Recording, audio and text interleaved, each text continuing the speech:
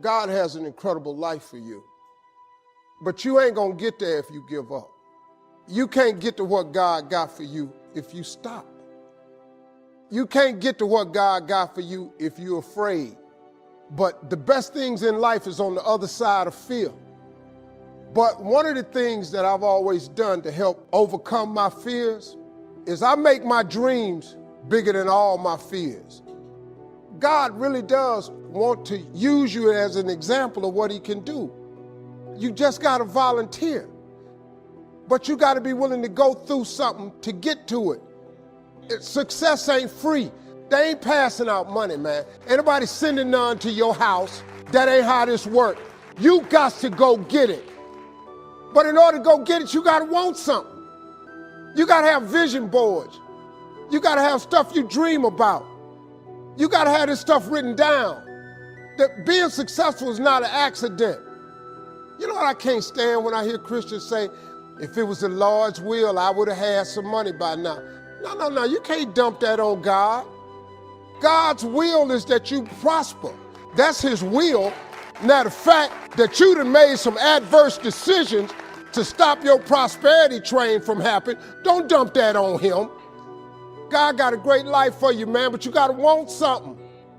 You got to want it, you got to write it down. Most people don't have what they want in life because it ain't written down nowhere. You must write the vision and make it plain so that he who reads it will run to it. And even though it tarry, that means take a long time. Wait for it, for surely it will come at an appointed time. That's a scripture. That's a scripture.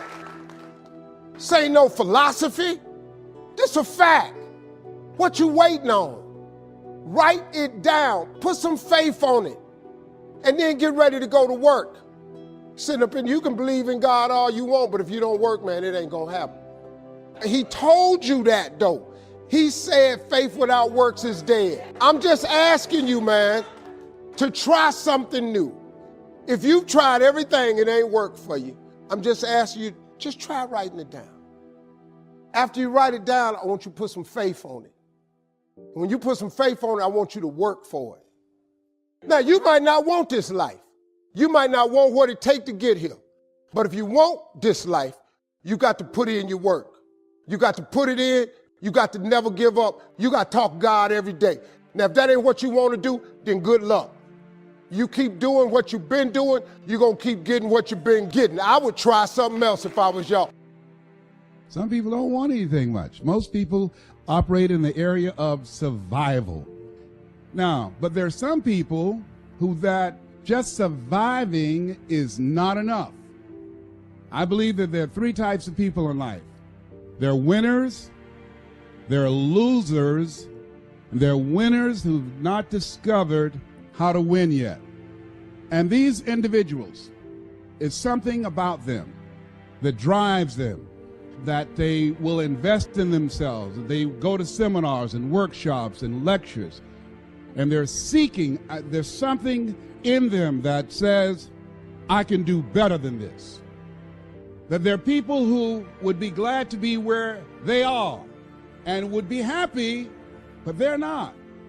I was reading a story about George Bernard Shaw, who was a very brilliant man in his day. Somebody asked him, if you had to be anybody in the world, if you had the power to be born again, who would you like to come back as?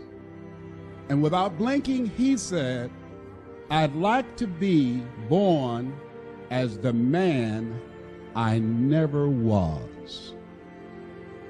I like to be the man I never was, that I never became. Well, every time I speak, I see this as such a sacred opportunity. Sometimes I think I'm dreaming, because when I look back on my life, this LesBrown that you see was in bondage for so many years. Didn't come out till late in my life. In bondage with fear. I wanted to do what I'm doing. I thought about things I wanted to accomplish, and I held myself back because I was afraid to fail. I was afraid that I would embarrass myself. I was intimidated by people who had college degrees. And so I would think about the things I wanted to do, and then I would start thinking about the fact, Les, you can't do that. You don't have a college education. Les, come on, be logical, be practical. Oh, yes, I know people told you you have a gift of gab and you have a nice personality and you're funny and you make people feel good and you make them laugh, but you become a speaker, train and teach people and motivate people to do something you've never done? You can't do that, LesBrown. See, my heart said I can do that. And then I made a critical mistake. I asked how. The mind became operative and said, LesBrown, I heard what your heart said, but I want to ask you, how will you do that? And so I went from my heart to my mind. At that time, I wanted to earn $1,000 an hour. My mind said, do you make $1,000 a week? I said, no. Have you ever done this before? I said, no. Okay. Have you any contacts with anybody that can teach you how to do this? No. Do you have the money? No. Do you have the credentials? No. Well, let me ask you, do you really think you could do this? No. There's an African proverb that says, if there's no enemy within, the enemy outside can do you no harm. How many of you ever thought about something you wanted to do? You felt it in your heart, and you talked yourself out of it. Raise your hand if you know what I'm talking about. I talked myself out of it. No one did it to me but me.